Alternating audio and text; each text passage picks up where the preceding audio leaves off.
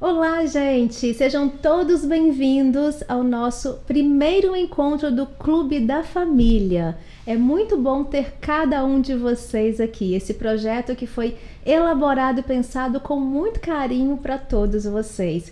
E de modo especial, Valéria, seja muito bem-vinda aqui também, tá? Muito obrigada, Kézia. Que você aproveite cada oportunidade, que possa ser uma experiência maravilhosa para todos nós crescermos juntos, Sim. Tá joia? Então a gente vai começar o nosso encontro com a seguinte mensagem que eu gosto muito, que é a seguinte: não somos o acaso, somos um propósito de vida a ser descoberto dia após dia, a cada experiência vivida, entre momentos bons, felizes e outros dolorosos e sofridos. Tudo está envolvido em um propósito de aprendizado para o seu crescimento e evolução de vida. Essa frase eu gosto muito dela porque eu acredito, Valéria, que ela resume todo o nosso processo de desenvolvimento humano em cada etapa da nossa vida. Sim. Principalmente quando diz que somos nos momentos bons, felizes e outros dolorosos e sofridos. A gente aprende em todos, né? Em todos os momentos. E nada mais é do que resume também o que significa viver em família, que não é só um mar de rosas, né?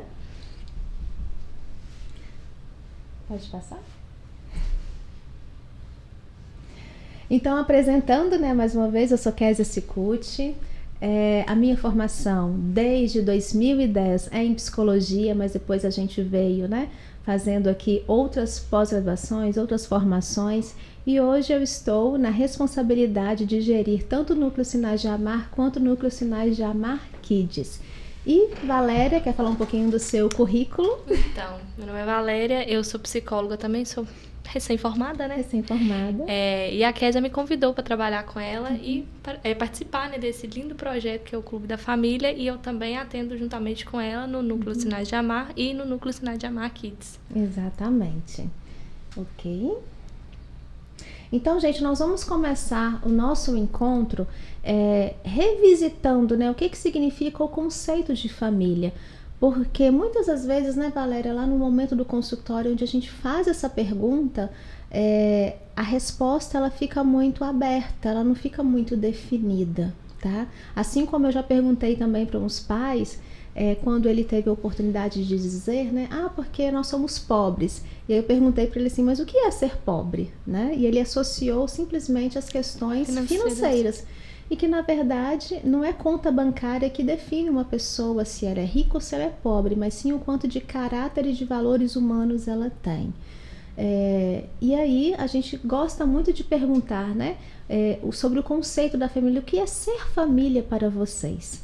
E quando a gente diz, né, sobre esse conceito de família, nós percebemos que cada cliente traz pra gente conceitos e respostas diferentes. Ele é muito amplo, né? Cada família é uma família, então cada família vai ter uma resposta diferente, né? Exatamente. Pela forma que foi criado, a família, de onde veio, né? A cultura. Né? E por causa... O ambiente, né, também. Isso, exatamente. E por causa dessas diversidades que acontecem, as nossas respostas, né, a gente acaba colhendo respostas muito diferentes. Mas, gente, tem coisas que na família, ela vai mudar de acordo com o tempo, com a história, com os momentos, né, que nós vivemos, mas tem coisas que não vão mudar. E é isso que nós vamos frisar aqui hoje, o que muda e o que não muda em um contexto de família. Nós fizemos aqui uma linha do tempo, né? A partir dos anos 40, a partir de 30, 40 ali, né? Até meados ali do anos 2000. Pode passar esse slide também, ô Elvis, por favor, que tá nos ajudando aqui nos bastidores, tá, gente? Depois vai ela só um oi aqui rapidinho para vocês.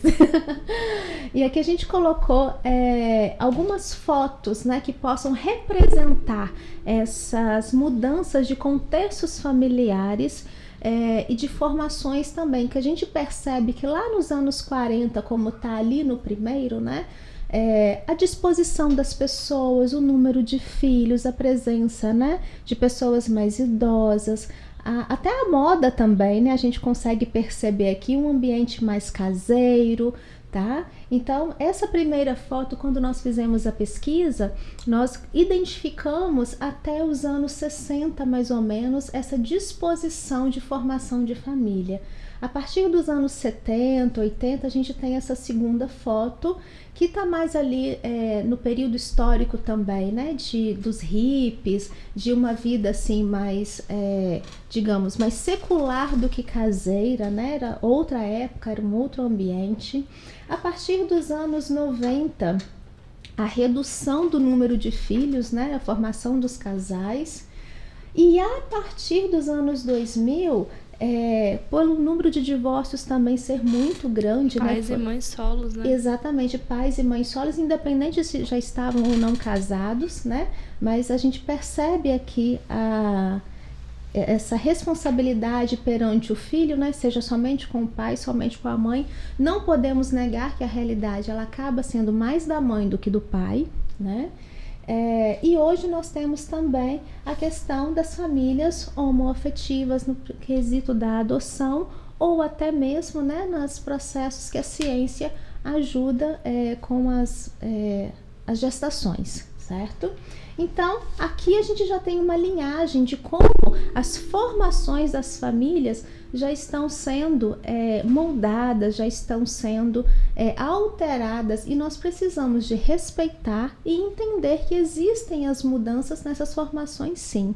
No entanto, algumas coisas que a gente percebe que não podem mudar, que é a afetividade, que é a disciplina, desculpem, que é o respeito, que é o acolhimento, que é uma pessoa formar outro ser humano.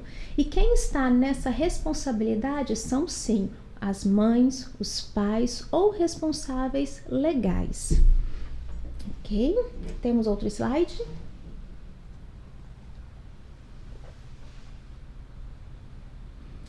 E aí, a gente trouxe aqui também, né, o que significa essa relação coletiva, né, não só de nós seres humanos, mas de todo o contexto da natureza. Não existe, gente, nenhum contexto desse ambiente da natureza que você não veja uma formação familiar, né? Muitos daqui já sabem, né, que eu sou da roça, e até recentemente no carnaval a gente foi descansar um pouquinho lá, e eu acompanhei o nascimento de um bezerrinho. E é muito interessante, né, como que é esse processo do cuidado da mãe, da proteção que ela fica ali com o bebê, né, não o são tempo seres todo, racionais, né? Mas essa presença da família também. Exatamente. Eles também têm parte nisso. E isso é interessante que você falou. Seres irracionais, considerados irracionais, e tem às vezes muito mais proteção com relação ao bebê do que comparado aos muitos seres humanos que a gente infelizmente tem conhecimento por aí.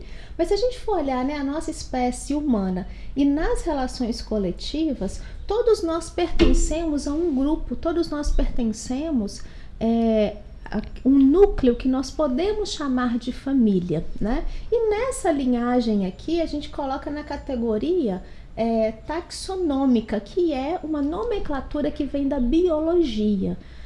E essa figura aqui que eu achei, ela tá muito no canino ali, né? O cãozinho que tá aqui embaixo, mas que pertence, né, à espécie, o gênero, a família, a ordem, a classe, o filo e o reino. Se a gente for olhar de cima para baixo, o reino ele é muito amplo. A gente está envolvido aí com a fauna e com a flora.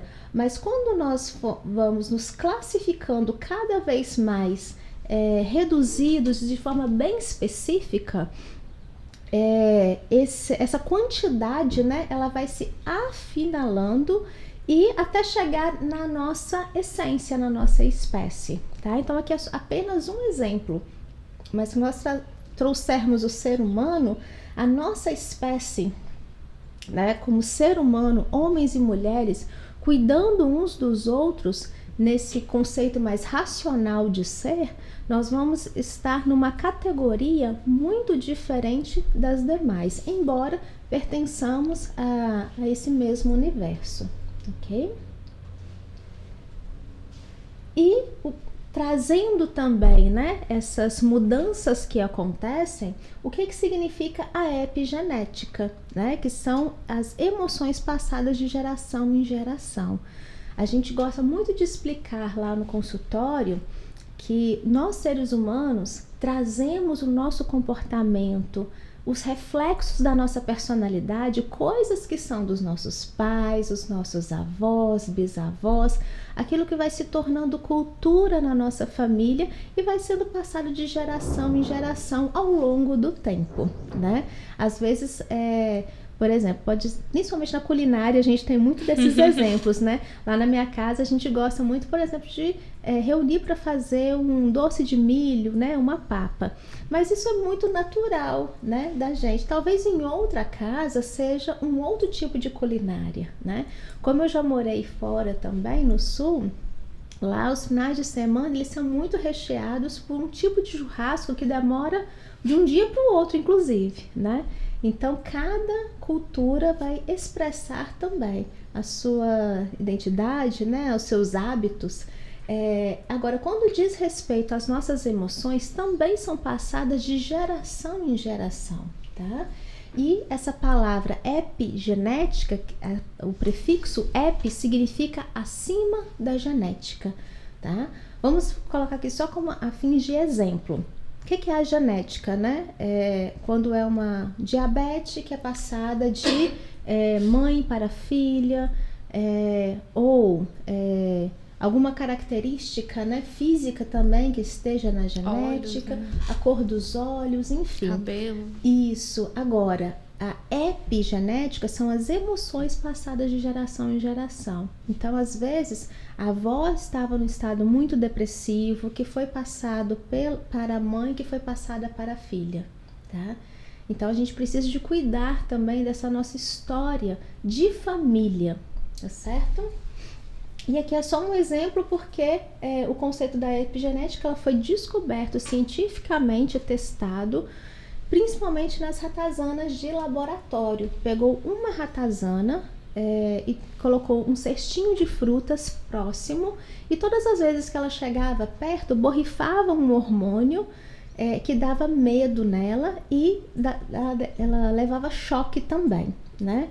Colocou essa ratazana para procriar, ficou as filhas da ratazana. Repetiu o experimento, só que não colocou o choque.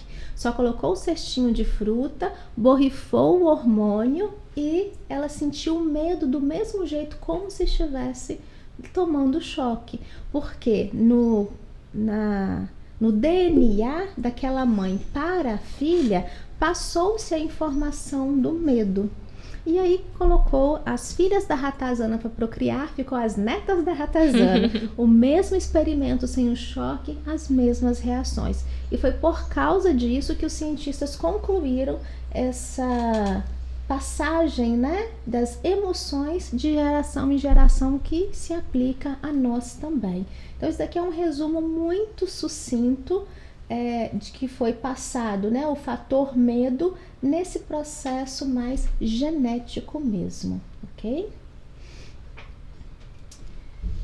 O vínculo, né, entre pessoas cujo objetivo é a formação continuada à família, as pessoas se unem para a convivência, conviver, viver com ou viver juntos.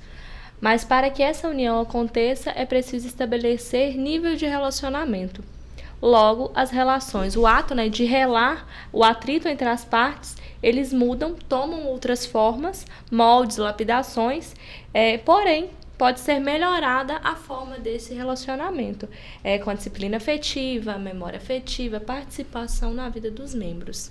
Exatamente. E aqui nós temos, né, o nosso ponto principal deste primeiro encontro, quando nós dissemos sobre o clube da família e o reflexo que nós queremos deixar para vocês. O que significa viver em família, né? Conviver, viver junto, viver com alguém. Não é à toa que as nossas palavras da língua portuguesa, ela tem seus devidos significados, e quando a gente divide as palavras, parece que as coisas têm um sentido maior, né? Por exemplo, conviver. Nós falamos tanto essa palavra no dia a dia, mas quando a gente divide essa palavra, significa viver com ou a mesma coisa que viver junto. Da mesma forma, quando a gente usa a palavra relação, que é a ação de relar, relar no sentido de atrito, eu estou em contato constante com outra pessoa. Então, no caso da família, é o marido que está em contato com a esposa está em contato com o marido, os dois que estão em contato com os filhos, somente o pai que está em contato com o filho, somente a mãe que está em contato com o filho, e ao mesmo tempo todos estão ali, ó, se relacionando e se moldando uns com os outros. E é por isso que muitas das vezes acontecem certos conflitos, né? Exatamente. Porque esse atrito, ele vai tomando outras formas. E nós precisamos de saber que o conflito, ele é um ponto para nos ajustar e aprimorar, e não para destruir as nossas relações. Por isso que nós temos aqui, basicamente, esses 3 pilares de uma disciplina afetiva. A disciplina afetiva no seguinte sentido: a minha rotina, os meus hábitos, eles têm que ser com devidos cuidados para com o meu próximo, para o meu cônjuge e para com os meus filhos. E também que isso futuramente vai levar às memórias afetivas. Me fala uma memória afetiva sua, Valéria, de quando era criança. Eu acho que passeios, né, com os meus pais. Eu adorava fazer passeios. Pois é, lá em casa era quando a gente matava porco. Né? Eu lembro. Passava o dia inteiro. Inclusive, né? eu também sou de região pequena, eu também tinha roça. Na minha casa tinha chiqueiro, né? Colocava um pouco. Eu via minha mãe matando. Galinha, principalmente. Eu sempre via, eu morria de dó. E minha mãe falava assim: você não pode ter dó de matar, senão a galinha não morre. Aí eu ficava com dó. A galinha lá com o pescoço cortado. Não morria. Mas era um processo, né? Até de uma alimentação muito saudável. Sim. Que a gente carrega isso. O que acontecia? Então, o que aconteceu dentro da nossa infância, a gente vai carregar até hoje, né? Mas além disso, né, desses momentos, eu lembro que na minha casa a gente tinha um quintal com muito pés de frutas. Então eu vivia pendurada naquelas árvores. Gente, eu tenho tanta cicatriz porque eu machuquei, porque eu caí. Então, assim, são memórias que a gente traz da nossa infância. Sim. Uma outra coisa também que eu carrego de memória é a questão do Papai Noel, né? Meu pai, na época do Natal, no dia do Natal, meu pai falava assim: olha, vai lá pegar capim. Enquanto Papai Noel deixa seu presente, as renas dele têm que se alimentar. Então eu juntava, né, aqueles matinhos assim, arrumava no pratinho e deixava para a rena do Papai Noel. Então são coisas assim que a gente vai carregando na nossa memória afetiva e que traz muitos significados. E a gente, claro que está falando aqui de memórias muito positivas, né? Mas nem todas as nossas memórias vindo do nosso passado, elas são apenas felizes, são apenas risonhas e engraçadas. Tem muita coisa que a gente carrega, que lembra, e se causa dor, é hora de buscar o momento da psicoterapia para resolver essa situação também, tá? E a participação na vida de todos os membros.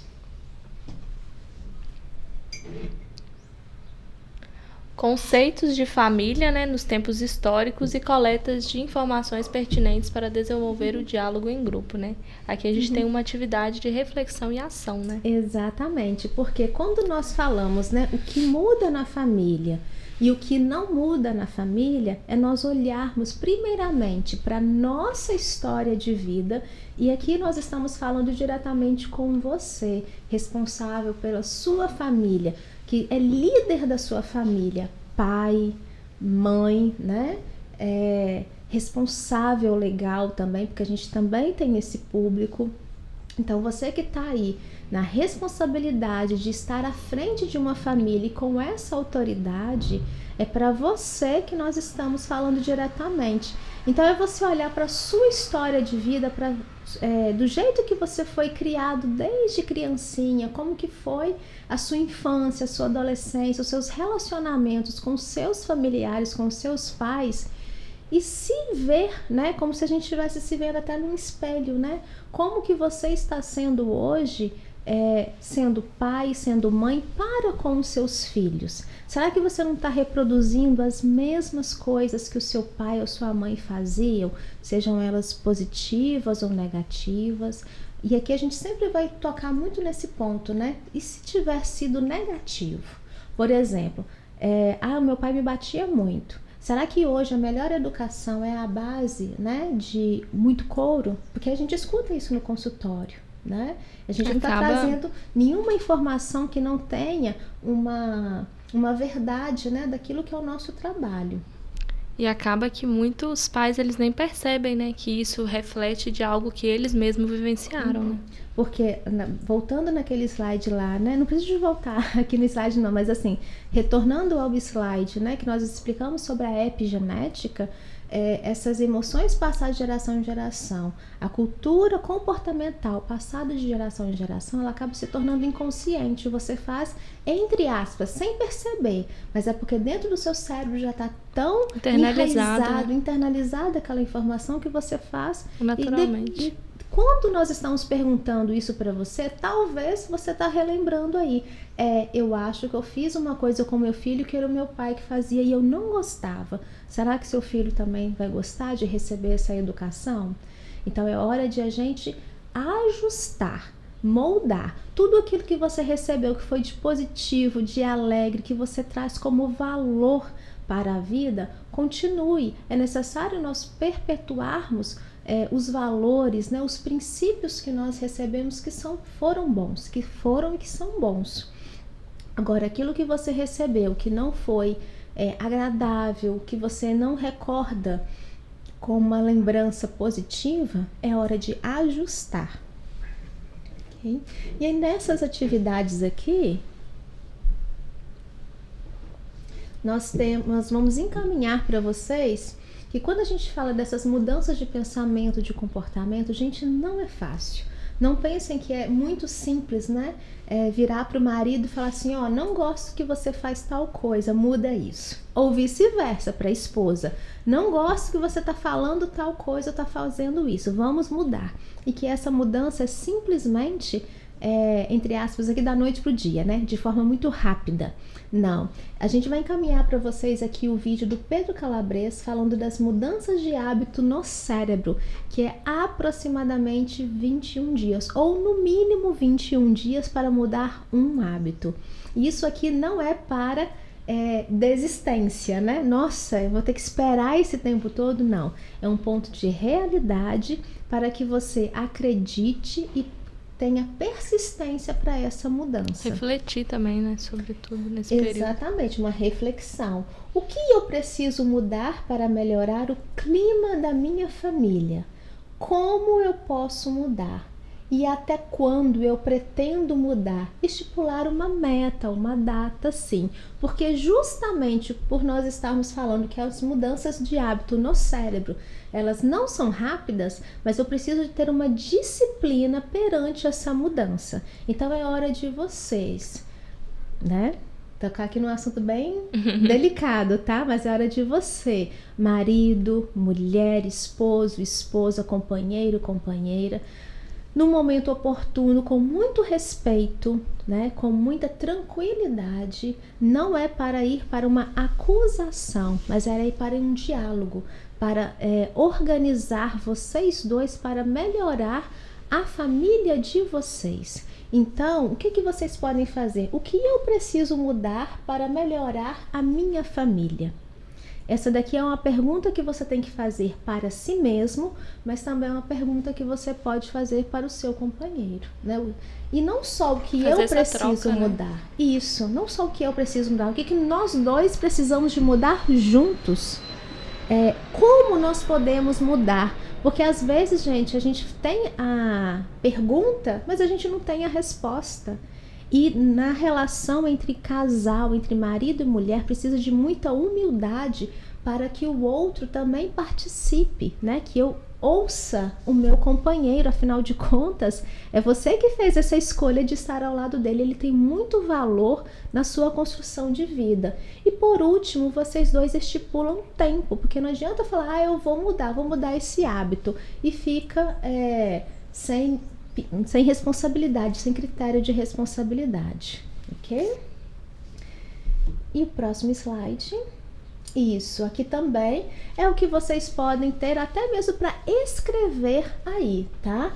Esse vai ser encaminhado, né? Esse vai ser encaminhado para vocês também. Em termos de organização familiar, o que vai mudar na família de vocês daqui para frente? Os aspectos que vocês consideram, né, que precisam de mudança. Comportamentos, pensamentos, palavras, jeito de Atos, tratar né, o mesmo. outro, os atos, as crenças, as práticas, tá? O tipo de palavras, ok? Então, isso aqui é o que vocês têm que definir, o que muda e o que não muda. E aí vamos reforçar, gente, aqueles valores, os princípios: verdade, companheirismo, Honestidade. apoio, honestidade, cumplicidade entre os membros da família, e que isso daqui seja uma atividade cada vez mais clara, esclarecida e que seja prática no dia de vocês, ok?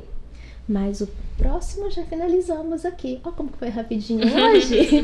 Pois é, gente. Então, esse é o nosso objetivo, né? Nós não queremos aqui estender muitas informações. A gente quer ser prático e objetivo para vocês se perceberem e melhorarem cada vez mais como família e ter um relacionamento cada vez mais assertivo e afetivo, ok? Muito obrigado, Valéria, pela sua presença. Obrigada tá? a você pelo convite. Você contribui muito, tá? Obrigada. Aqui. E gratidão é uma memória que a gente guarda no coração. E a todos vocês, muito obrigado pela presença e pela participação de abraçar o nosso projeto. Até o nosso próximo encontro. Tchau.